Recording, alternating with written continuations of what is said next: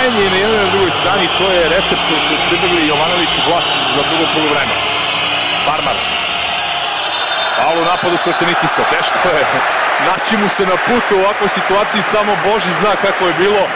Partizanov kapitan je završio na parketu. Nije uopšte lako postaviti se ovakvom korpuletnom igraču. Uglavnom, druga lična greška za Skocenitisa. Opet Makabi u zonsku predstavu.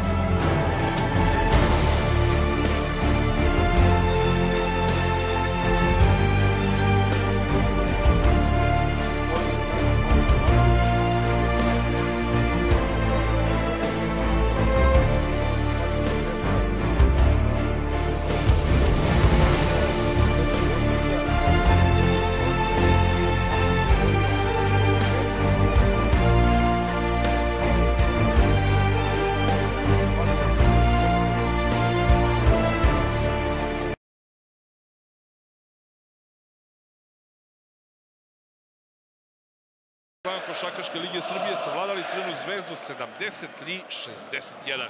Od početka je to delovalo kao ravnopravna borba. Nijedan tim nije uspio da bude više u plusu od 5 poena. Međutim, Partizan je u trećoj deonici bio znatno bolji. U jednom momentu vodio i sa 19 razlike.